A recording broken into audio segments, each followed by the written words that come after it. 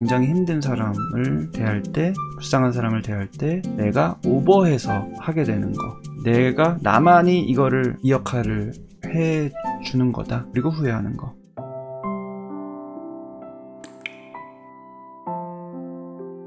자꾸만 정의를 실현하고 싶어하는 이 마음은 뭘까요? 불쌍한 거를 그냥 못 넘기고 뭔가 하는 거. 그게 어떻게 보면은 연민이고 감정이 풍부하고 공감 능력이 뛰어나고 장점이 분명히 있지만 또 선을 못 지킨다라는 표현을 하시고, 그래서 또 내 걸 잘 못 챙기는 내 모습이라고 하신 거 보면은 이 정도가 조금은 과해서 내가 결국엔 힘들어지는 이 패턴이 있는 것 같다라는 인식을 하신 것 같습니다. 조금 더 구체적으로 요 첫 문장을 좀 설명해 주면 좋을 것 같아요. 불쌍한 사람의 편을 들어주고 불쌍한 사람을 도와줘야 그 사람이 좀 더 평행해진다고 해야 하나요? 그래서 내가 그 사람을 도와주는 게 행복하기도 하지만 분명히 도움이라는 것에 내 에너지가 쏟기니까 손실이라는 느낌을 없지 않아 느껴서 그러는 것 같아요. 불쌍한 사람의 편에서 돕는 게 정의를 실현하는 것 같아서 행복하고 뿌듯하기도 하지만 확실히 힘이 들어가서 다음 해야 할 일, 육아라든가 이런 것들을 제가 잘 해내지 못하는 것 같더라고요. 상담을 하다 보면은 이런 부분 때문에 쉽지 않은 경험을 하는 분들을 많이 접하게 되는 것 같습니다. 당연히 내가 누군가를 도와주면 그것 자체가 행복인 거지만 항상 모든 게 조절이 중요한데 내가 생각할 때 너무 과하다. 그래서 그 순간에는 너무 거기에 많이 몰입이 돼서 과하게 행동하게 되고 돌아서면은 지나쳤다라는 걸 발견하게 되는 거죠. 왜냐면 정작 내가 해야 될 일상에 지장이 좀 있는 느낌을 받으니까. 근데 이제 한 번 그런 게 아니라 계속 이게 반복되는 거죠. 패턴처럼. 이거는 내가 아무리 머리로 왜 이럴까, 그러지 말아야지, 조절해야지 라고 의지를 다한다 한들 그거대로 되지가 않는 부분이 많은 것 같아요. 왜냐하면 그 순간에 작용하는 나의 마음이 있기 때문에. 그래서 항상 그 순간에 집중을 해야 하는데 그 순간에 내가 드는 머리로 하는 생각이 아니라 무의식적인 충동이 있는 거거든요. 그거를 잘 이해하실 필요가 있어요. 육아라는 거는 진짜 딴 거 하나도 안 하고 육아만 해도 힘든 건데 이런 식으로 내가 힘이 많이 들어가서 뭔가를 과하게 하고 누굴 돕고 정의를 실현하는 느낌의 일인 거죠. 그때 나중에 이제 후회되는 식으로. 하지만 잘 바뀌지 않는 패턴을 얘기를 하신 것 같아요.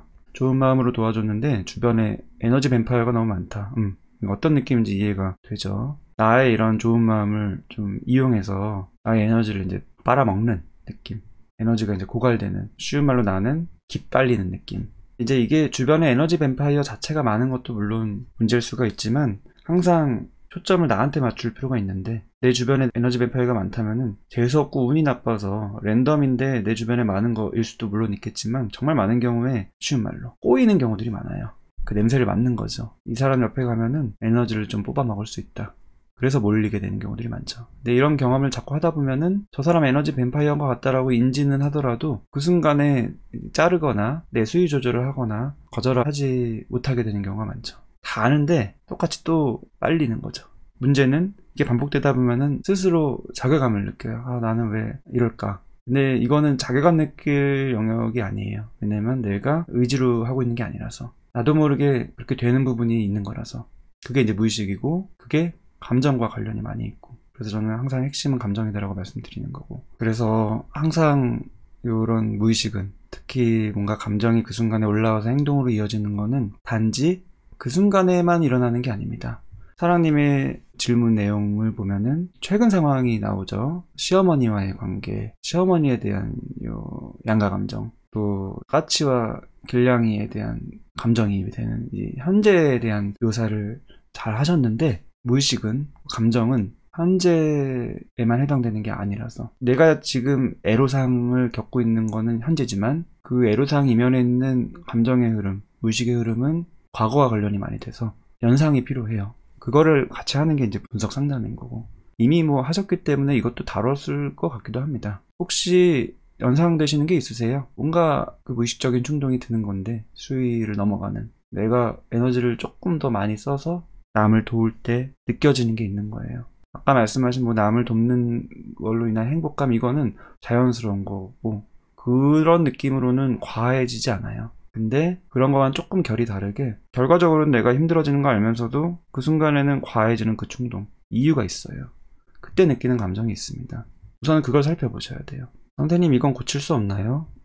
고친다는 개념은 뭔가 문제를 수리하고 이제 이런 그런 느낌이어서 이 상황과 맞는지 모르겠는데, 행동 패턴을 좀 더 편하게 수위를 내 스스로 조절할 수 있도록 그런 방향으로의 변화를 말씀하시는 거라면은 당연히 가능합니다.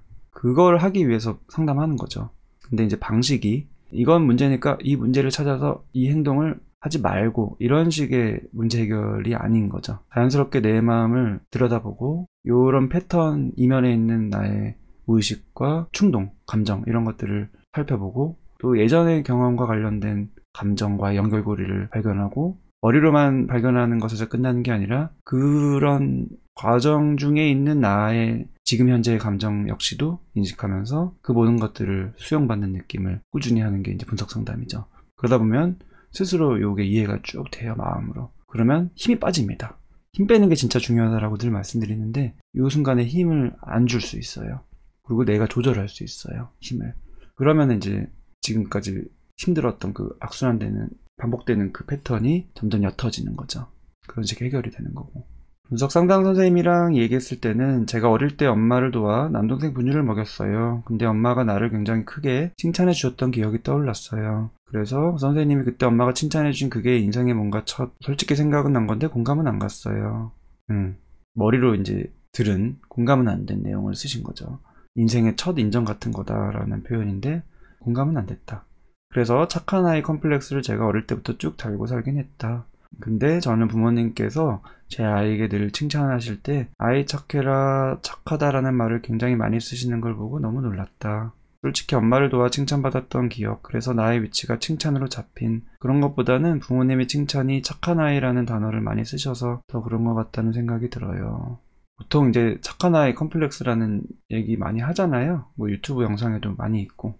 그게 뭐 착하다 칭찬 많이 받고, 그런 행동할 때는 칭찬받고 그렇지 않을 때는 오히려 뭐 혼나고 이러다 보면은 그런 착한 행동만이 나의 존재감을 형성하고, 그런 부분들이 물론 있을 수 있는데, 공감이 잘 안 됐다는 거는 아직 그게 정말 마음으로 와닿지 않아서 공감이 안 갔을 수도 있고요. 이거 이외에 더 중요한 내 마음의 흐름이 있어서 그럴 수도 있는 거예요. 단순히 뭐 착한 아이 컴플렉스, 뭐 칭찬 이런 식으로 딱딱딱 무슨 퍼즐을 맞추듯이 그런 식으로 맞춰서 하는 것과는 조금 결이 다르게 감정에 집중해서 좀 살펴보는 부분들도 있습니다. 그런 거를 좀 경험해 보실 필요가 있는 것 같아요. 이전에 하셨던 거는 어떻게 보면 머리로 내가 그때 기억해서 이런 거라고 하더라, 약간 주입식 느낌이고, 이거와 상관없이 도와드리고 싶은 거는 우선은 지금 현재에 또 집중할 필요가 있어요. 그래서 시어머니에 대해서 양가 감정 느낄 때 본인은 머리로는 이게 시댁에 잘하라는 그런 행동인 거다라는 판단이 된 거잖아요. 그래서 미움, 실망스러움 그런 감정이 들기 때문에 선 긋는 쪽의 방향, 거리 두는 쪽의 방향 이제 있는 거예요. 이게 어떻게 보면은 되게 자연스러운 거죠. 근데 본인이 마음이 복잡해지는 이유는 거기서 깔끔하게 끝나지 않고 시어머니 입장에서 막 헤아려지는 거예요. 시아버지가 참 힘든 사람인데 시어머니는 그걸 다 참고 너무 불쌍하고, 이런 식의 시어머니 입장을 헤아려서 내가 아까 생각했던 그런 거리두기를 하겠다는 그 마음이 흔들리는 거죠. 헷갈리는 거고 약해지는 거고. 딱 요 순간에 집중하셔야 돼요. 근데 여기 쓰신 거는 하나의 사건을 말씀하신 게 아니라 본인이 이제 좀 정리해서 쓰신 거거든요. 근데 내 감정을 좀 조금이라도 더 진솔하게 있는 그대로 감정을 헤아리기 위해서, 그 순간의 감정을 캐치하기 위해서 도움되는 거는 뭐냐면은 이런 정리된 내용이 아니라 딱 어떤 상황이에요. 하나의 상황. 혹시 떠오르는 게 있으세요? 어떤 상황에서 이걸 느끼신 거예요? 내 마음은 이쪽으로 잡았는데 반대쪽의 마음이 갑자기 드는 그 순간 뭔가 있을 거예요. 뭐 전화통화를 하거나 아니면 시댁에 가서 뭔가를 접하거나 대화를 시어머니와 하거나 아니면은 뭐 남편과 시어머니 얘기를 하거나 드라마 같은 데서 시어머니 관련된 거를 뭔가 보거나 뭔가가 있을 거예요. 이런 게 연상되는 그 경험을 얘기해 보시면 좋아요. 내가 흔들리게 되는 그 상황 생각나시면 한번 얘기해 보세요. 이 감정을 좀 헤아리는데 분명히 도움이 되실 겁니다. 사랑님의 요 사연과 그 상황이 딱 일치하진 않아도 이 마음의 방향에 공감하시는 분들이 많이 있는 거죠. 제가 피합적인 성향이 있나? 그래서 과학적인 사람이 자꾸 꼬이나? 그런 생각을 했어요. 안쓰러운 사람에게 마음이 가고 나쁜 남자에게 끌리는 그런 거예요. 그쵸? 자꾸 사람을 만날 때 호구가 될까봐 나를 세우게 돼요. 특히 연애 관계. 그래서 깊은 관계를 못 맺는 것 같아요. 그쵸? 이게 이제 데이트 폭력 유튜브 영상에서 다뤘던 거. 그 데이트 폭력이 자꾸 반복되는 이면의 심리에도 적용되는 내용이고, 나쁜 남자 끌린다는 것도 그렇고, 그 다음에 대인관계에서도 역시 보통 호구된다고 표현하는 착취되는 그 느낌 마찬가지고, 부부관계도 마찬가지고, 그래서 항상 그렇게 착취적인 사람, 뭐 나르시스트, 반사회적인 성향이 있는 분들에게 이용당하거나 아니 착취되는 그런 경험을 반복하는 그 애로사항이 있는 분들이 사실 꽤 많죠. 그 역시도 이제 제 영상에서 많이 다뤘죠. 의존적인 성향과 관련된 거. 솔직히 이렇게 정리하기 전에 시어머니께서 저에게 결혼 후 첫 크리스마스 때 우리 아들은 이런 거 챙길 줄 몰라서 내가 챙길게 행복하게 보내라 하시며 케이크와 샴페인을 사오셨어요. 그때 정말 펑펑 울며 감동을 받았어요. 또 시어머니는 항상 진솔한 이야기를 저랑 많이 하셨고 눈물을 많이 보이셨는데 저도 모르게 같이 우는 적이 많았는데 이런 생각들이 정리하다가 많이 생각나서 혼란스러웠던 것 같다. 예. 이해가 잘 됩니다. 미워하는 마음, 실망스러운 감정이 들다가 반대쪽 감정, 뭔가 시어머니에 대한 연민, 좀 이쪽으로 헷갈리게 되는 그 계기가 됐던 내용이 연상된 게 뭐냐면은 결혼 후 첫 크리스마스 때 굉장히 감동을 준 거죠. 케이크와 샴페인. 어떤 분은 요게 지금 사랑님처럼 펑펑 울 감동이 아닐 수도 있어요. 근데 본인은 어쨌든 이게 감동인 거예요. 그건 항상 주관적이어서 본인한테는 그런 감동을 받은 거, 그리고 그런 어떤 이벤트뿐만이 아니라 평상시에 항상 진솔한 이야기를 나랑 많이 했다. 그리고 눈물도 많이 보이셨다. 그리고 나도 같이 운 적이 많았다. 크리스마스 때도 그렇고 같이 울면서 이런 진솔한 소통을 할 때도 그렇고 그때 어떤 느낌을 받으셨나요? 신랑과 너무 거리가 멀어서 늘 외로웠는데 어머님이 그 이벤트로 그 외로움을 채워주신 것 같아서 울었어요. 그 느낌이 뭐냐면 나 그래도 이렇게 편이 있구나 하는 그 마음 있죠. 내 편이 있는 느낌. 위로감. 시어머님과 정서적으로 많이 가까우셨나 봐요. 이런 경험을 하면서 점점 더 정서적으로 가까워지셨겠죠. 그리고 이제 시어머니랑 울면서 했던 얘기들도 남편 얘기를 했던 거였고, 이제 여자한테 잘할 줄도 모르고 돈도 잘 못 벌고 어머님도 저도 그런 부분에 대해서 같이 아쉬워했다. 울면서 했던 이야기는 그렇게 남편 이야기였다. 아들로서도 남편으로서도 좀 만족스럽지 않았던 그 얘기를 시어머니랑 한 거죠. 가족에게 받아야 할 지지를 시어머니에게 받게 돼서 더 깊게 이입이 되는 것 같기도 하네요. 맞다, 지지다. 그래서 나는 엄마보다 시어머니를 더 사랑한다고 느낀 적이 많습니다. 네, 그쵸. 이런 경험을 이제 하는 분들이 꽤 있습니다. 부부 갈등 이런 거 주제가 많이 드라마에도 나오고 하지만 그러면은 뭐 친정엄마랑은 사이가 좋냐? 그렇지 않은 경우도 많고 오히려 친정엄마에 대한 아쉬움을 시어머니의 관계에서 해소받는 느낌을 하는 경험도 하는 분들이 많이 있고요. 근데 문제는 그게 이제 한쪽만 있는 게 아니라서 엄마한테도 양가 감정이 있을 수 있듯이 시어머니한테도 양가 감정이 있을 수 있어서 혼란스러워지는 것 같아요. 그게 힘든 거고. 가장 사랑받아야 할 사람한테 사랑을 못 받는 기분이란 많이 외로웠을 것 같아요. 눈물 날 것 같다. 그래서 시어머니한테 거리를 두는 게 혼란스럽다. 시어머니와 이런 경험들이 너무 소중하니까 시어머니에 대한 애정과 시어머니께 서운한 마음은 둘 다 있어도 괜찮을 것 같아요. 시어머니께 서운한 마음 가지면 지금껏 받아온 지지를 못 받게 될까봐 두려울 것 같기도 해요. 네, 통찰을 또 잘 해주셨네요. 따뜻하고 이런 소중한 경험이지만 또 이제 힘든 경험이 있는 거니까 결정적인 순간에서는 그냥 반사적으로 아들 편이나 시아버지가 하라는 대로 해야지 말이 많다라고 또 하는 거죠.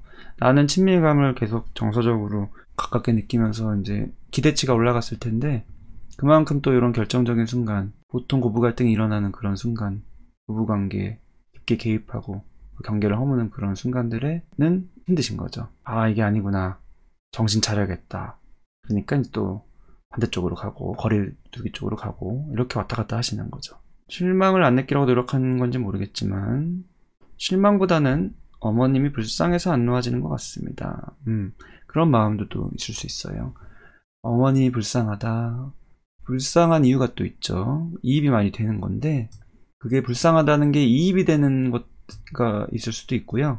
그런 불쌍함에 많이 공감을 하는 나 자신에 대한 또 마음이 있을 수도 있고, 사연에서 얘기하신 정의를 실현하고 싶은 그 마음처럼 힘든 사람을 도왔을 때 찾아오는 그 일반적인 정도의 행복감이 아니라 내가 힘들어 하면서까지 그런 행동을 하게 되는 그 충동, 이게 이제 이유가 있는 건데, 그 얘기를 이제 살펴보다가 지금 얘기를 쭉 하신 거예요. 잘 하셨습니다. 이 흐름을 좀 더 접근하신 것 같아요. 루비님이 이제 좋아하는 감정이 있다고 싫어하는 감정을 느끼지 않아야 하는 법이 없으니까요. 사람에게서 다양한 양가 감정을 느낄 수 있는 걸 배워가는 좋은 기회 아닐까 생각해요. 사실 양가 감정을 그냥 있는 그대로 수용만 할 수 있어도 많이 편해지는 부분이 실제로 있죠. 한쪽으로 교통정리하려고 하면 할수록 힘든 거고, 그냥 둘 다 인정하고 수용하면 오히려 이제 좀 더 편할 수 있는 거. 근데 이제 쉽지는 않죠. 나라는 이상한 나 혼자만의 생각 때문에 불쌍함을 더 느끼는 것 같습니다. 뭔가가 있는 거죠. 어머님은 시댁에서 소취급 당하거든요. 시아버지가 시어머니를 패고 모욕해도 온전히 시어머니 편을 들어주는 사람이 없습니다. 저뿐인 것 같아요. 이제 소취급 당하고 착취당하는 느낌인데, 그런 시어머니에게 손을 내밀어주는 건 나밖에 없다. 그게 이제 첫 줄에 나온 자꾸만 정의를 실현하고 싶어하는 이 마음, 이게 이제 이해가 되는 거죠. 나밖에 없다. 유일한 구원자 느낌이죠. 나도 시어머니께 지지를 받지만 어머니도 나한테 지지를 받을 것 같은 그 느낌. 나 혼자만의 생각. 원래 사람의 생각은 혼자만의 생각이에요. 실제로 시어머니가 어떻게 생각하는지 그거는 알 수도 없고 중요하지도 않고, 내 느낌이 중요합니다. 내 행동을 유발하는 거는.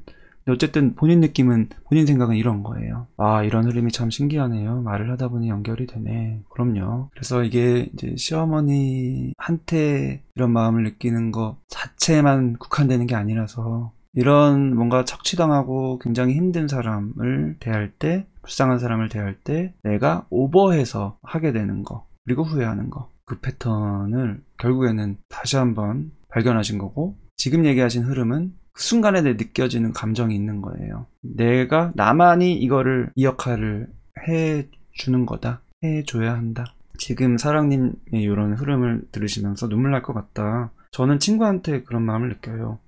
이게 관계에서 많이 일어나는 것 같아요. 친구 관계도 그렇고, 연인 관계도 그렇고, 부부 관계도 그렇고, 이런 부모님과의 관계, 시부모님과의 관계 다 마찬가지. 그냥 시어머니랑 거리를 둬야 될 것 같아요. 방법적인 측면에서는 도움될 수 있죠. 편한 대로 하는 거 도움될 수 있고. 근데 쉽진 않아요. 남녀 관계에서 착취 당하면서도, 또는 인간관계에서 호구 취급 당하면서도 에너지 뱀파이어들에게 에너지를 수혈하는 역할을 계속 하게 되는 그거와 마찬가지로 거리를 둬야겠다라는 이런 다짐으로 해결되지는 않습니다.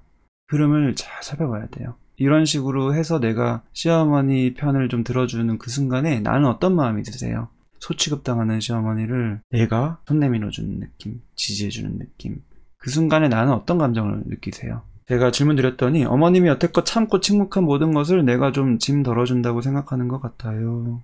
사실 그게 짐을 덜어주는 게 나한테 뭔가 득이 되는 건 아닌데, 합리적으로 이제 따져보면은 시어머니 짐 덜어주는 게 나한테 진짜 이득은, 실질적인 이득은 없는 건데, 진짜 부끄럽지만 솔직히 말하면 영웅심리도 제가 많이 있어요. 정신분석 때도 또 알게 됐거든요. 그럼요. 너무너무 자연스러운 마음이죠. 영웅심리라고 표현하신 마음. 나한테 뭐든 할 수 있는 능력이 하나 생긴다면 뭘 하겠냐는 질문을 받았을 때 잠깐 내려가서 좋아요 한 번만 눌러주시면 저한테 도움이 많이 되고요. 다른 분들도 많이 시청을 할 수가 있는 기회가 됩니다.